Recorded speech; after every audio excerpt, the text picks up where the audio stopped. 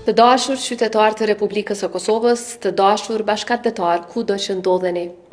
Në këtë natë ndrrimi vitesh teksa mbyllim një vit të mbushur me punë, vendime të rëndësishme, por edhe me sfida, ndalemi për të reflektuar mbi rrugën që kemi përshkuar së bashku dhe mbi forcën që kemi treguar si shtet dhe si shoqëri. Viti që po e lëm pas ka dëshmuar se Kosova ecën përpara kur vepron me vendosmëri, me vlera dhe me unitet. Ka qenë një vit në të cilin kemi forcuar edhe më shumë pozita ndërkombëtare të vendit tonë. Kemi mbrojtur rendin kushtetues e interesin shtetëror, si dhe një vit në të cilin kemi vazhduar punën për të forcuar aleancat tona me partnerët tanë strategjik. Kosova ka treguar se është e pranishme, e dëgjuar dhe e respektuar në tryezat ndërkombëtare si faktor paqeje, stabiliteti dhe besueshmërie.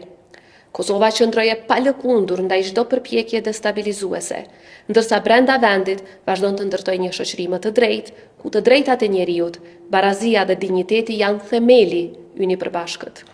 Sot Kosova përmbylli një vit jo të lehtë, por një vit në të cilin zëri i saj u dëgjua fuqishëm dhe qëndrimi i në arenën ndërkombëtare ishte parimor dhe i palëkundur. Ishte një vit sfidues, sidomos me vonesat në themelimin e institucioneve, por ishte po ashtu, vit që na ka forcuar dhe na ka përgatitur të ecim përpara me më shumë besim dhe me më shumë përgjegjësi. Ishte gjithashtu vit ku dëshmua forca e demokracisë dhe e qytetarëve tanë, e punëtorëve, e policëve, e ushtarakëve, mësuesve dhe mjekëve, të rinjve plot ide inovative, grave, vajzave tona të jashtëzakonshme, si dhe mërgatës sonë, e cila vazhdon të jetë një shtyllë e pazëvendësueshme e zhvillimit dhe përfaqësimit të Kosovës në botë.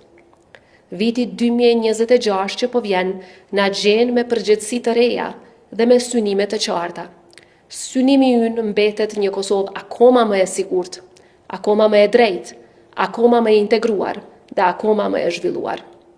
Një Kosovë ku ligji zbatohet njësoj për të gjithë, ku institucionet janë gjithnjë në shërbim të qytetarëve dhe ku çdo i ri dhe e re ka perspektivë për të ndërtuar të ardhmen me dinjitet në vendin e vet. Në vitin e ri, angazhimi ynë do të vazhdojë, pa lëkundje, për forcimin e vazhdueshëm të shtetit të së drejtës, avancimin e pozitës ndërkombëtare të vendit tonë, rritjen e sigurisë, mbështetjen e familjeve, mbështetjen e rinisë, si dhe ndërtimin e një të ardhmeje me më shumë zhvillim ekonomik dhe mirëqenie. Në këtë natë të veçantë ju uroj shëndet, paqe dhe begati.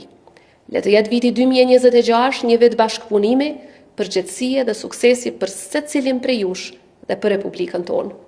Le ta nisim vitin e ri me besim në vete, në njëri tjetrin dhe në Kosovën tonë. Gëzuar viti i ri 2026 me shëndet e plot momente gëzimi e feste për ju dhe për Republikën e Kosovës.